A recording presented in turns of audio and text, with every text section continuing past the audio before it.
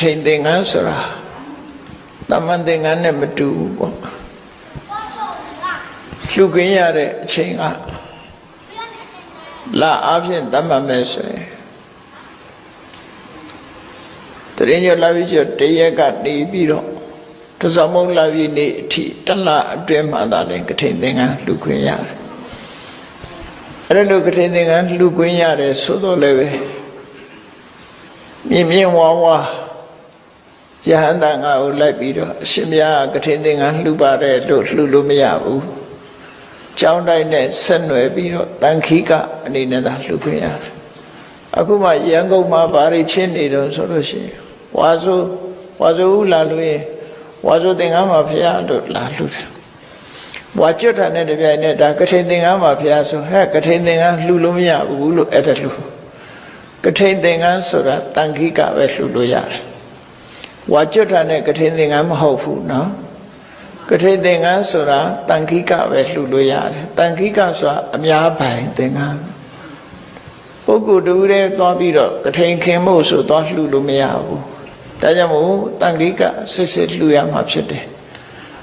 တော့တန်ခါဆိုရင်တန်ခါတွေအလုံးပိုင်ဆိုင်တဲ့သင်္ကန်းတစ်ခုဖြစ်သွားတယ်အဲ့ဒီအလုံးပိုင်ဆိုင်တဲ့သင်္ကန်းကိုမှကထိဏကံဆောင်ရွက်ဖို့အတွက်ဝိနည်းကိစ္စကျွမ်းကျင်တဲ့ကထိန်ခင်းတတ်တဲ့ယဟန်တစ်ပါးကိုတန်ခါအနေပြီးတော့ကိုရောကထိန်ခင်းဖို့ဆိုပြီးပေးရမယ်ပေးတဲ့အခါကျတော့မှအဲ့ဒီယဟန်ကကထိဏကံလို့ဆိုကထိန်ခင်းခြင်းဝိနည်းကံကိုဆောင်ရွက်မှာဖြစ်တယ်အဲ့လိုဆောင်ရွက်တဲ့အခါမှာကြံရှိတဲ့တန်ဃာတွေကအနုမောဒနာပြုတယ်အနုမောဒနာဝါမြောက်ကြောင်းထောက်ခံပြောကြားလိုက်ရင်အလုံးဟာကထိန်ခံမိတာဖြစ်သွားအဲ့ဒီနောက်ကျမှကထိန်အာနိသင်ဆိုရယ်ကထိန်အကျိုးကိုရတယ်ကထိန်အကျိုးဆိုတာတွေကဟောဒီနာမန္တစာရအတ္တမဒါနဝိနိကနဲ့ပြောရမယ်ဆိုလို့ရှိရင်နားလည်အောင်ပြောရမယ်ဆိုလို့ရှိရင်တော့9လထူးခြားတဲ့အခွင့်အရေးတစ်ခုပေးလိုက်တဲ့သဘောပဲသင်္ကန်းကိစ္စနဲ့ပတ်သက်ပြီးတော့ရှားပါမှုမဖြစ်အောင်အကာအကွယ်အဆောင်ရှောက်ပေးတဲ့အနေနဲ့မြတ်စွာဘုရားကထိန်သင်္ကန်းကိုခွင့်ပြုခဲ့တယ်ဒီကြောင်းကိုတဝါတွင်လုံးစောင့်ရှောက်နေထိုင်ထားတဲ့ပုဂ္ဂိုလ်အတွက်အခွင့်အရေးတစ်ခုပေးလိုက်တဲ့သဘောပဲဘေးကကြွလာတဲ့ယဟန်ဒီခိတ္တကနကြွလာတဲ့အာဂနုယဟန်ဒီဒီကြောင့်မှတန်ခိကသင်္ကန်းဖြစ်ပေါ်လာလို့ရှိရင်မိမိဆန္ဒအလျောက်ခွဲဝေပေးခြင်းပေးမပေးခြင်းနေလို့ရတယ်ဒီကြောင့်ဝါဆိုပြီးကထိန်ခင်းထားတဲ့ပုဂ္ဂိုလ်သာသက်ဆိုင်တယ်ကျန်တဲ့ပုဂ္ဂိုလ်တွေမသက်ဆိုင်ဘူးလို့အဲ့ဒီအခွင့်အရေးတစ်ခုထူးထူးခြားခြားပေးတာပဲဖြစ်တယ်ပေါ့ကထိန်လူကိုလှူကြတဲ့ဒါယကဒါယကမများအနေနဲ့ကတော့ကာလဒါနဆိုတဲ့ထူးခြားတဲ့တန်ခိကအလှကိုလှူရတာပဲဖြစ်တယ်တန်ခိကအလှဆိုတာပုဂ္ဂလိကအလှတွေမြတ်တယ်အဲ့တော့တန်ခါအလှဆိုတာတချို့ကိစ္စတွေမှာတန်ခါတတေးမှကြီးပဲမလှူရဘူးလှူလို့ရှိရင်အဲ့ဒီကိုတော့ပိုင်ဆိုင်ခွင့်မရှိတော့ဘူးတန်ခါတွေနဲ့ပဲလှူပုဂ္ဂိုလ်ကိုရည်ညွှန်းပြီးတန်ခါတတေးမှလို့မဆိုရဘူးတချို့ကဘုန်းကြီးဆိုရင်တန်ခါဆိုပြီးတန်ခါတတေးမှနဲ့ဆိုလှူချတယ်အမှန်ကတန်ခါတတေးမှဆိုရင်အနည်းဆုံးယဟန်တန်ခါ၄ပါးရှိမှဝိနည်းကံဆောင်ရွက်လို့ရတဲ့တန်ခါဖြစ်တယ်ဒီတန်ခါတတေးမှဆိုတန်ခါဟုတ်သမျှအလုံးပိုင်ဆိုင်သွားတဲ့ပစ္စည်းဖြစ်တယ်အဲ့ဒါကြောင့်မို့ယဟန်တစ်ပါးပါလှူတယ်ဆိုလို့ရှိရင်တော့တန်ခါတတေးမှလို့မဆိုရဘူးမဆိုတတ်လို့ရှိရင်အရှင်ဘုရားလှူပါ၏သို့မဟုတ်အာသမတော်တေးမှအရှင်ဘုရားလှူပါ၏လို့ပဲဒီလိုပဲပြောရမှာဖြစ်တယ်အဲ့တော့ဝါကျွတ်တဲ့ကာလမှာကထိန်သင်္ကန်းမှာဘုရားဆိုပြီးခဏခဏလာဆက်ကကြတယ်နော်အဲ့လိုကတ်လို့မရဘူးဝါဆိုဥကာလမှာတော့ဝါဆိုသင်္ကန်းဆိုတာဆက်ကလို့ရတယ်ယဟန်တစ်ပါးလည်းကတ်လို့ရတယ်ဒီကြောင်းထဲမှာလည်းပဲအချိန်ချင်းကတ်လို့ရတယ်ဝါဆိုသင်္ကန်းကထိန်သင်္ကန်းဆိုတာတစ်ခါပဲကတ်ရမှာဖြစ်တယ်တစ်ခါကတ်ပြီးတော့ဝိနည်းကနဲ့တန်ခိကသင်္ကန်းအစစ်စစ်မှာကထိန်ခင်းရအခုဒီနေ့ခုဆက်ကလိုက်တဲ့နှစ်ထပ်သင်္ကန်းကြီးဟာဒါတန်ခိကသင်္ကန်းကျန်တဲ့အချမ်းရံသင်္ကန်းတွေကကြွလာတဲ့တန်ခါအတိယ ယဟန်အတိအသီးကိုလှူမဲ့သင်္ကန်းတွေဖြစ်တယ်ကထိန်ရဲ့အယံအနေနဲ့လှူတာပဲဖြစ်တယ်အဲ့တော့ကထိဏကံဆောင်ဖို့ကြတော့သင်္ကန်းကတစ်ထည်ပဲလှူတယ်နှစ်ထပ်သင်္ကန်းပဲဖြစ်စေဧကတိပဲဖြစ်စေသင်္မိုင်ပဲဖြစ်စေအဲ့ဒီတန်ခါကဒီလှူထားတဲ့ကထိန်သင်္ကန်းကိုတန်ခါကနေပေးလိုက်တဲ့အခါမှာဒီကထိန်သင်္ကန်းရဲ့အယံအဖြစ်ရည်မှန်းပြီးတော့လှူထားတဲ့ပစ္စည်းတွေကြတော့ကထိန်သင်္ကန်းဆက်ခံခွင့်ကထိန်သင်္ကန်းအနှင်းခံရတဲ့ယဟန်နဲ့သက်ဆိုင်သွားတယ်ပေါ့လို့ဆိုရင်အဲ့ဒါကိုပဲညမကြီးလို့ခေါ်နေကြတာနော်ညတ်ဆိုတာကထိန်ခံတဲ့ပုဂ္ဂိုလ်ရွေးချယ်တဲ့အဲ့ဒီကထိန်ခံတဲ့ပုဂ္ဂိုလ်အတွက်ညတ်သင်္ကန်းကနေ့ခေတ်မှာတော့ကျောင်းတိုက်ကိုရည်စူးပြီးတော့လှူကြတာဖြစ်တယ်ပေါ့နော်ဟုတ်ပြီကာလဒါနကထိန်ခေတ်ကာလမှာတို့တွေထူးခြားတဲ့ကထိန်သင်္ကန်းကိုကတ်လူခွင့်ရတာကျင့်တဲ့ဆရာကောင်းတယ်ဘာကြောင့်ကျင့်တဲ့ဆရာကောင်းလို့ဆိုမြတ်စွာဘုရားသခင်ကိုရမြတ်ကိုယ်တိုင်ကရှင်ညွှန်းခဲ့တာရှင်ညွှန်းခဲ့တယ်ပြီးတော့ကောရမီကသူကိုယ်တိုင်သင်္ကန်းရက်လုစေပြီးသူကိုယ်တိုင်စီမံထားတဲ့သင်္ကန်းကိုမြတ်စွာဘုရားကိုလှူတဲ့အခါမှာ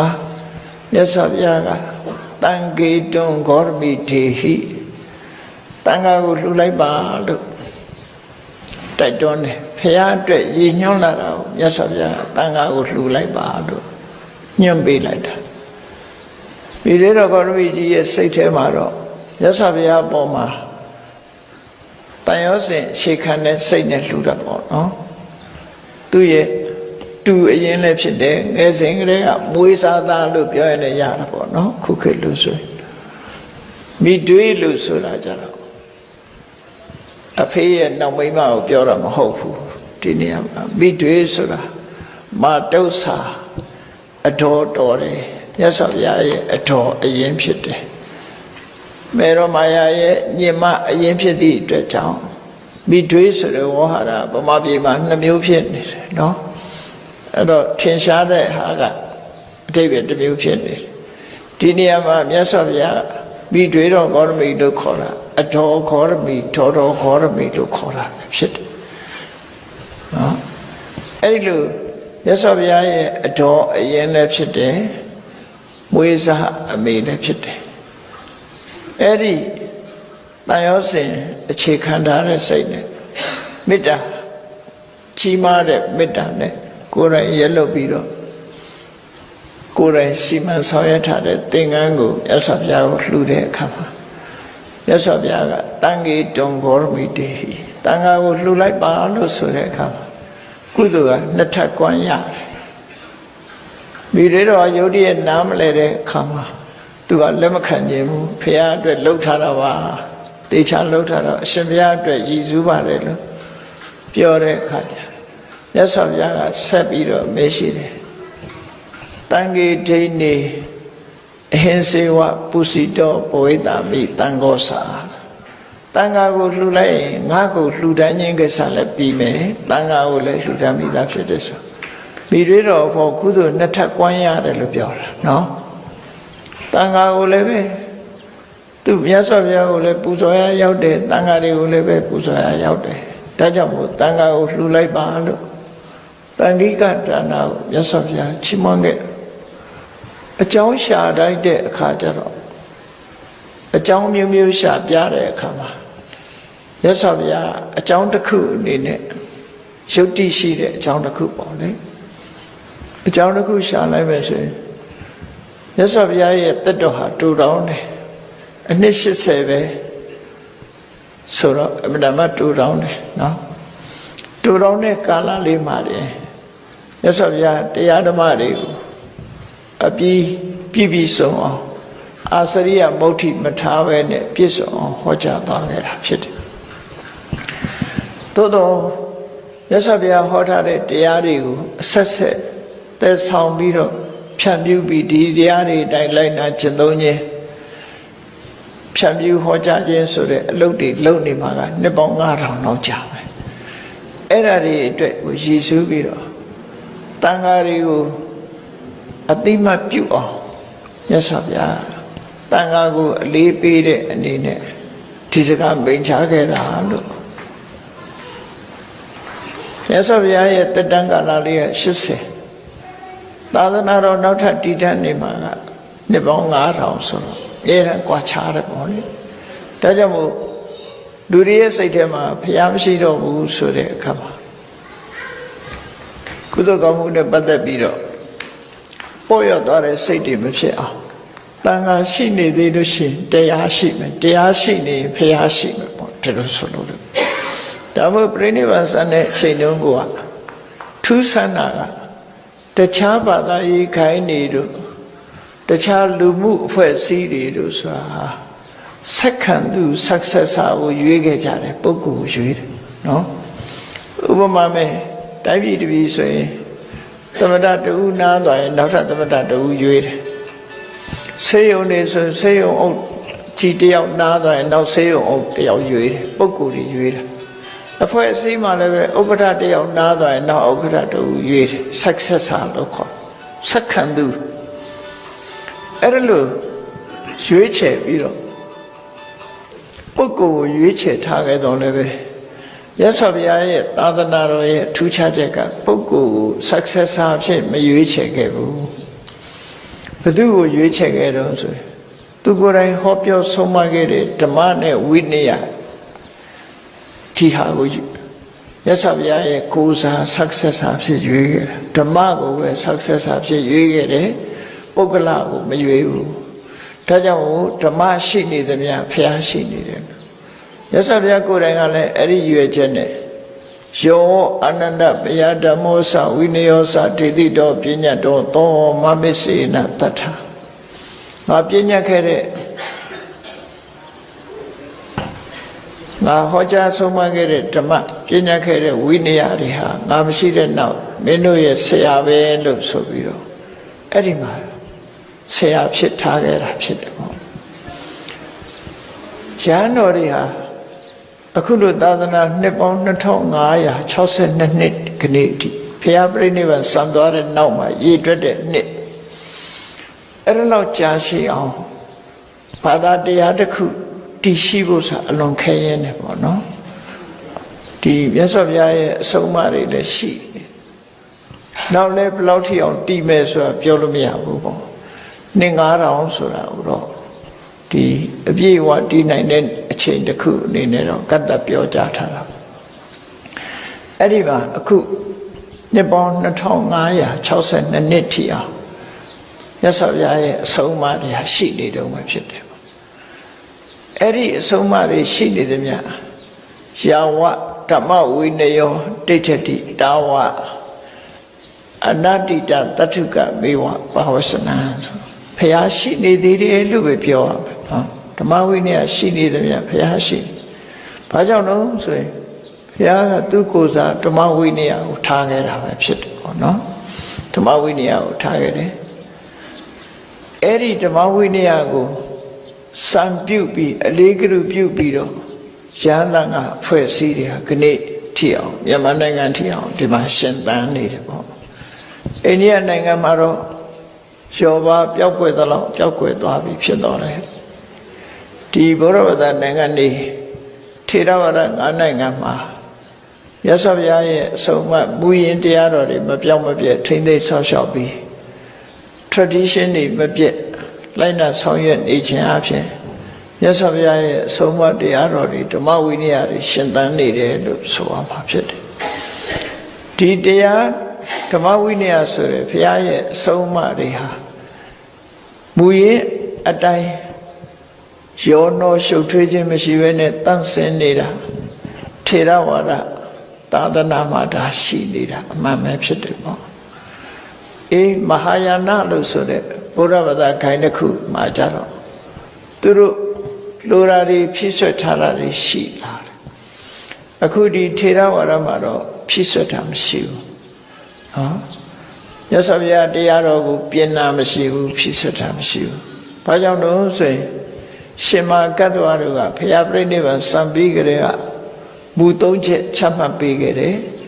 အဲ့ဒီမူ 3 ချက်ကဘာလို့ဆိုရင် အပညာတနပညာပေတဗံဖယားမပညာခဲ့တာတွေကိုထပ်ပြီးမပညာရဘူး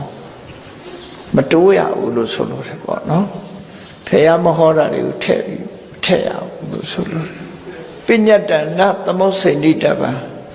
ဖယားပညာအတိမပြုပြီးသားတရားတွေကမပယ်ဖြတ်ရဘူးဒါတော့ခက်နဲ့မညီတော့ဘူးဆိုဒီလိုနှုတ်တာမျိုးမလုပ်အောင်ပဲနှုတ်တာမလုပ်ဆိုလိုတာကဘုရားပြညတ်တဲ့တရားတော်တွေဟာဥပဒေတွေတို့ပြင်လို့မရဘူးလို့ဆိုလိုတယ်ပြင်စရာမလိုဘူးပေါ့နော်ဥပဒေဆိုတာခဏခဏပြင်ကြတယ်လေပြင်ကြတယ်အတိရေးကြတယ်အဟောင်းနေပေးကြတယ်အဲ့လိုလုပ်တယ်အဲ့လိုလုပ်လို့မရဘူးယထာပညတ်တေသူသိက္ခာပရိသူသိက္ခာသိက္ခိတပါရဟန်းလန်ဃာတွေဟာဘုရားပြညတ်ထားတဲ့ကျင့်ရမယ်ကျင့်ထုံးနေအတိုင်းပဲလိုက်နာဆောင်ရွက်ရမယ်လို့ဒီမူ၃ချက်ကိုထေရဝါဒမူ၃ချက်လို့ခေါ်တယ်အဲ့ဒီထေရဝါဒမူ၃ချက်အရာ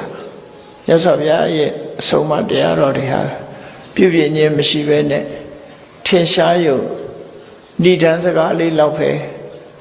ဏိဒံအနေနဲ့ထည့်ပြီးတော့ဘုရားဟောတဲ့အပူရင်းအတိုင်းပဲလက်ခံကျင့်သုံးနေတာထေရဝါဒနိုင်ငံတွေမှာအဲ့လိုလုပ်တယ်ဒါကိုထေရဝါဒငါးနိုင်ငံ authenticity ဘုရားရဲ့အဆုံးအမ authentic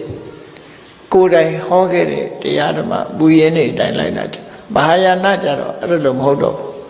ပြင်တယ်ပြင်လို့အဝတ်စားစပြီးတော့ပြောင်းပြန်တစ်မျိုးဖြစ်သွားတယ်ပေါ့နော်ပြင်ဆင်ထားတယ်ဒီမှာအဲ့လိုမပြင်ရအောင်အဲ့လိုမြတ်စွာဘုရားရဲ့အဆုံးအမသာသနာတော်ကြီးခုလိုတည်ရှိနေတဲ့အချိန်မှာသာသနာတော်အဆုံးအမတွေမပြောင်းမပြဲအောင်ထိမ့်သိမ်းဆောင်ရှောက်နေကြတဲ့ယဟန်တန်ဃာတွေကိုနှစ်စဉ်နှစ်တိုင်းဝါဆိုကာလမှာဝါဆိုသင်္ကန်းဆက်ကပ်ခြင်းအခုလိုတရင်ကဝါလာကျွတ်လာတဲ့အခါမှာထိမ့်သင်္ကန်းဆက်ကပ်လူထမ်းခြင်းနေ့စဉ်နဲ့အများလည်းပဲမိမိတို့အခါလျော်စွာဆွမ်းခဲဝဲမောစဉ်ချိုးခြင်းရတာဖြာဖြာဆက်ကပ်ခြင်းကြောင်းကံများတိဆောင်လှူဒန်းခြင်းလို့ဆိုတဲ့သာသနာတော်ကိုထောက်ပံ့တဲ့အလုပ်တွေကိုလုပ်ရတယ်ဆိုတာဘုရားသာသနာတော်ရှိတော့တာလုပ်ရတာဖြစ်လို့ဓမ္မဝိနည်းဆိုတဲ့သာသနာတော်ကြီးတည်ရှိနေတော့ဒါလုံနိုင်ခွင့်ရှိတဲ့ကုသိုလ်မျိုးပဲဖြစ်တယ်ပေါ့တခြားကုသိုလ်တွေကတော့တခြားအချိန်တွေမှာလည်းလုပ်လို့ရတယ်ပေါ့နော်တခြားကုသိုလ်တွေကတော့ဘယ်ခါမှပဲဖြစ်ဖြစ်လုပ်လို့ရသို့တော့အခုလိုကုသိုလ်မျိုးကြတော့သာသနာတော်ထင်ရှားရှိနေတဲ့အချိန်မှာဒါလောက်ခွင့်ရတယ်လို့ဆိုပြီးတော့ကိုယ်စိတ်ထဲမှာဝန္တာကြည်နူးပီတိတွေဖြစ်ဖို့လိုတယ်ပေါ့နော်ကြည်နူးဝန္တာတယ်ကုသိုလ်ကောင်းမှုလုပ်တဲ့အခါမှာဝန္တာကြည်နူးမှုဟာကုသိုလ်တရားကိုတိုးပွားစေတယ်ပို့ပြီးတော့ရှင်တဲ့နှလုံးထဲကကုသိုလ်တရားတွေဟာထပ်တလဲလဲတိုးပွားလာတယ်ဝန္တာကြည်နူးတဲ့အခါမှာမင်္ဂန်နဲ့အကြောင်းတရားကိုစဉ်းစားရ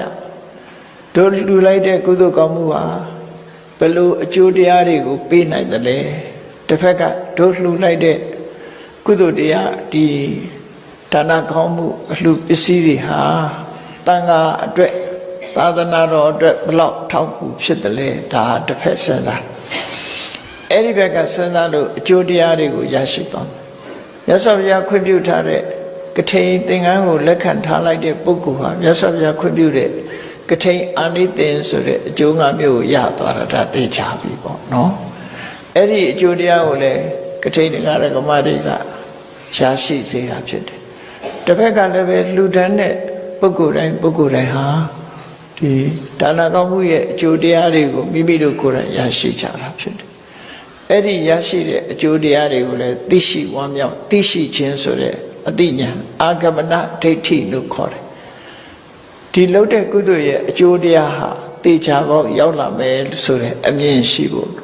ဆိုလိုတာကံကံရဲ့အကျိုးကိုလက်ခံကိုလှုပ်တဲ့အလုပ်ဟာပြောင်းသွားတာဥပမာမဲ့စဘာပြိုးတဲ့တပင်ပြိုးတဲ့ပုဂ္ဂိုလ်တွေရှိပေါ့အထူးသဖြင့်လယ်သမားဟာလယ်ကင်းထဲမှာထွန်ရဲပြီးတော့စဘာတွေကိုကျဲချလိုက်တယ်အကျဲချလိုက်တာတရင်ကျဲတရင်ကုန်သွားတာပဲငါးရင်ကျဲငါးရင်ကုန်သွားတာအဲ့ဒါတွေပြတ်မရနိုင်ဘူး ကျဲလိုက်တဲ့ဟာကအပင်ပေါက်မှာပဲရှိတယ်ဒီအတိုင်းပြန်မရဘူး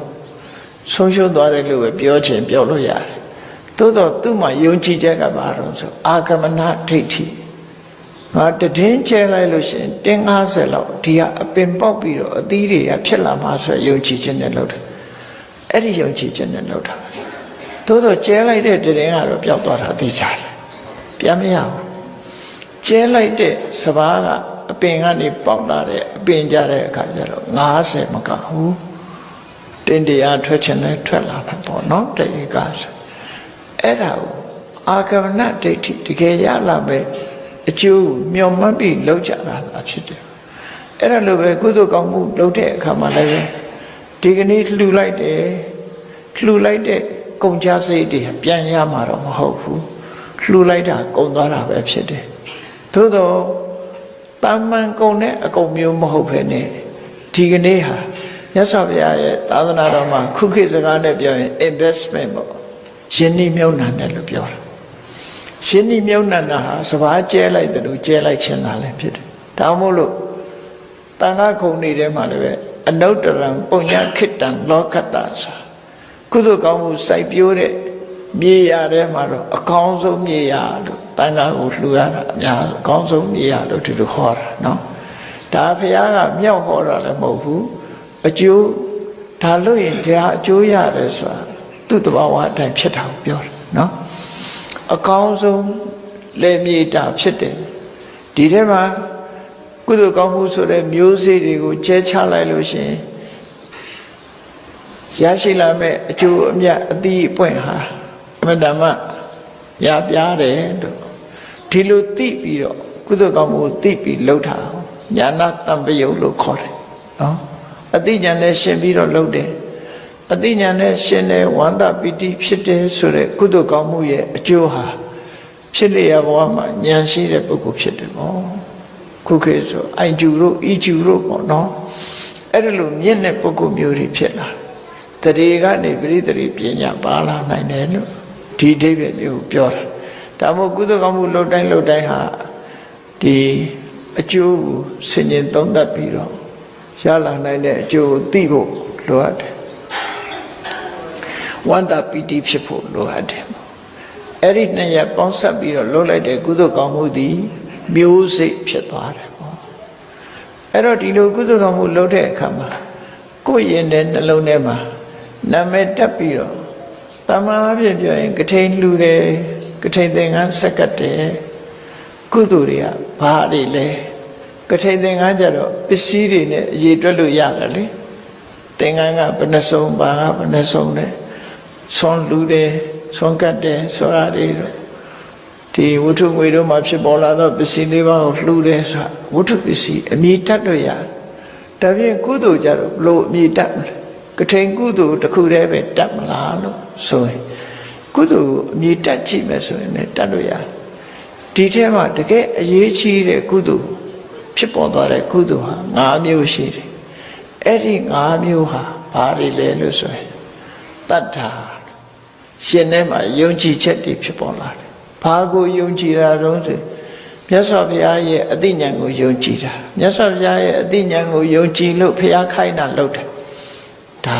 ပထမမူလယုံကြည်ချက်ကမြတ်စွာဘုရားရဲ့တတ္တဟတိတထာဂတတဘောဓိန်ဆိုဘုရားရဲ့အသိဉာဏ်ကိုယုံကြည်လို့ယုံကြည်ခြင်းဆိုတဲ့သရတရားကိုယ့်ရဲ့နေမှာအပြည့်ရှိတယ်ဒါကြောင့်မို့ဘုရားကထိန်ခင်းရတယ်ကထိန်လူရတယ်ဆိုတာလိုက်လောက်တာဖြစ်တယ်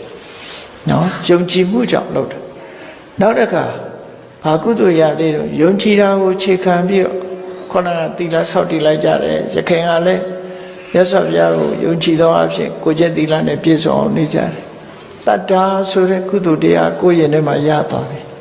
သီလဆိုတဲ့ကုသိုလ်တရားလည်းကိုယ်တဏ္ဍာမှာဖြစ်နေတယ်ခုပါနော်ကိုကျင့်တရားကိုယ်တဏ္ဍာမှာရှိနေပြီတုတ္တတရားဓမ္မနာတဲ့အခါမှာအခုနာတာပဲဖြစ်စေရခင်တော့နာတာပဲဖြစ်စေတရားဓမ္မရမြတ်စွာဘုရားဟောတဲ့အဆုံးအမတွေယဉ်တဲ့နှလုံးနဲ့ရရှိလာခြင်း knowledge လို့ခေါ်တဲ့တုတ္တနော်ဇာဘူးနာဝအတိညာဘောတုတ္တတွေရရှိခြင်းဟာလည်းပဲကုသိုလ်တစ်ခုပဲကိုယ်ရင်းနဲ့မှဒါတွေရတာတယ်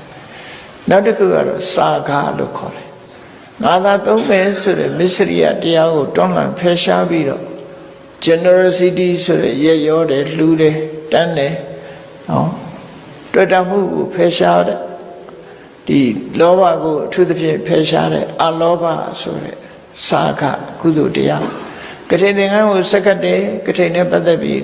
စွန့်လွတ်လှူဒန်းတယ်ဆိုတာဒါစာကဆိုတဲ့ကုသိုလ်တရားကိုမှရလှူရတန်းတယ်ဆိုရင်စာကတစ်ခုတည်းရတာမဟုတ်ဘူးเนาะ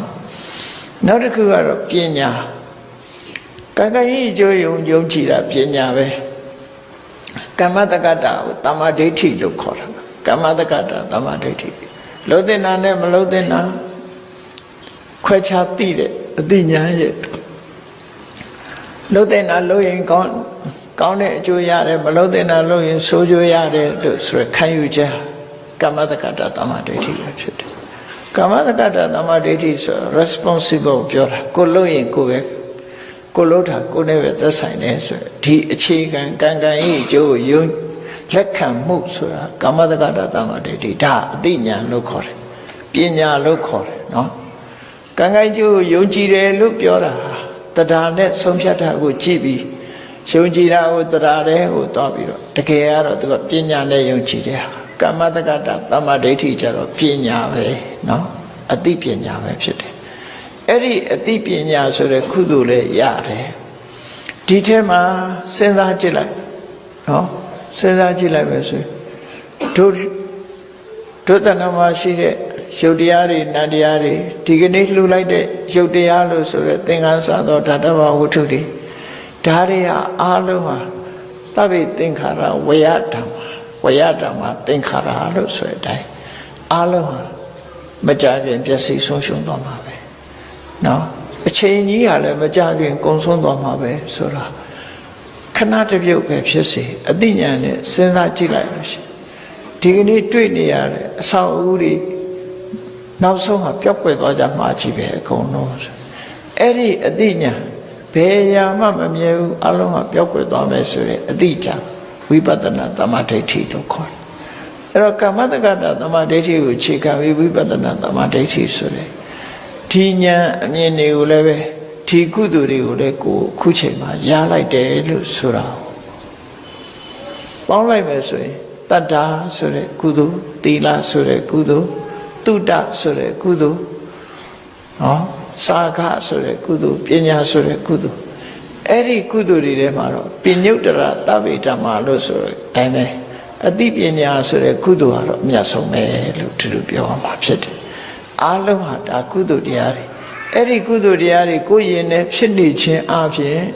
ဒီတရား၅မျိုးဟာဆန္ဒပြည့်သွားတဲ့တရား၅မျိုးလို့ခေါ်တယ်လူတွေကဒီဆူတောင်းပြည့်ဖရာသွားဆူတောင်းရင်ဆူတောင်းပြည့်တယ်လို့ဖရာကပေးတယ်ကြီးပဲထင်နေတာမဟုတ်ကိုယ်ရင်နဲ့ကတတ္တသီလသုဒ္ဓဆာကပညာဒီ၅ခုကသာပေးနိုင်တာဖရာကမပေးဘူးဖရာပေးတာမဟုတ်ဖရာကလမ်းညွှန်တာပဲရှိတယ်နော်ဖရာကမရဲလို့လူတွေကဖရာကိုတော်ပြီးတပူနဆာတိုက်တဲ့လူတွေကလည်းပေါ်တယ်နော်အဲ့ဒါဆူတောင်းပြည့်တယ်ဆိုလူတွေကနာမည်တက်ပြီးဆူတောင်းပြည့်ဖရာဆူတောင်းမပြည့်တဲ့ဖရာလို့ရှိမှမရှိတာဆူတောင်းပြည့်ဖရာရှိရင်ဆူတောင်းမပြည့်တဲ့ဖရာရောရှိသေးလားလို့ဆိုမရှိဘူးဖရာဟာဒီဖရာမှန်သမျှဒေသရှင်တဲ့ကမ္ဘာတသိအ ਨੇ ဆုံးပါရမီဖြည့်ပြီးမှဖရာဖြစ်ကြတယ်ပုဂ္ဂိုလ်တွေကြီးပဲတူတူပဲအဲ့ဒီဖရာကိုယေရှုတည်တဲ့စေတီတွေမှန်သမျှလည်းပဲဖရာပဲတူတူပဲတန်းတူရွှေရှိတာနဲ့မရှိတာဒါတော့ပဲကွာမှာပဲနော်အဲ့တော့ဖရာကဆူတော်ပြည့်တာပြည့်စေတာမဟုတ်ဘူးကိုယ့်ရင်နဲ့နှလုံးထဲကတတ္တာသီလသုဒ္ဓဆာကပညာလို့ဆိုတဲ့ဒီတရား၅မျိုးရှိမှကွာပြည့်သင်္ခါရုပ္ပပတ္တိတုတ်ကိုကြည့်အဲ့ဒီတုတ်တံမှာမြတ်စွာဘုရားပုံမှန်လင်းလင်းဟောထားတာဖြစ်တယ်တတ္တာသီလသုဒ္ဓဆာကပညာလို့ဆိုတဲ့ဒီတရား၅မျိုးသည်ကိုယ်စိတ်ဆန္ဒရှိမယ်ဆိုရင်ဆန္ဒအလုံးကိုပြည့်စုံနိုင်တဲ့အရည်ချင်း၅ရပ်တရား၅မျိုးပဲဖြစ်တယ်အဲ့ဒီတရား၅မျိုးဟာဒီကနေ့ကထိန်အလှူဒါနမှာတို့တွေရရှိပြီးနောက်လည်းရရှိအောင်ကုသိုလ်ရတယ်ဆိုတာအဲ့ဒါတွေယဉ်နေဖြစ်တာကုသိုလ်ရတယ်လို့ခေါ်တယ်အဲ့ဒီလူတဲ့တန်းတဲ့ပစ္စည်းတွေကကုသိုလ်ရတာမဟုတ်ဘူးဒါတွေကိုအကြောင်းပြုတာပဲဖြစ်တယ်အာရမဏပစ္စယောဆိုတဲ့အတိုင်း ဒီပစ္စည်းတွေလူပြီးအာယုံပြုတ်ပြီးတော့ဖြစ်ပေါ်လာတဲ့ရှင်ထဲမှာဖြစ်လာတဲ့တတ္တသီလသုဒ္ဓဆာကပညာဆိုတဲ့ဒီတရားကသာလေကုသိုလ်စစ်ဖြစ်တယ်ဆိုတာကိုသိရှိနားလည်ပြီးကုသိုလ်တရားဖြစ်ပွားအောင်ကြိုးစားအထောက်နိုင်ကြပါစေကုန်သတည်း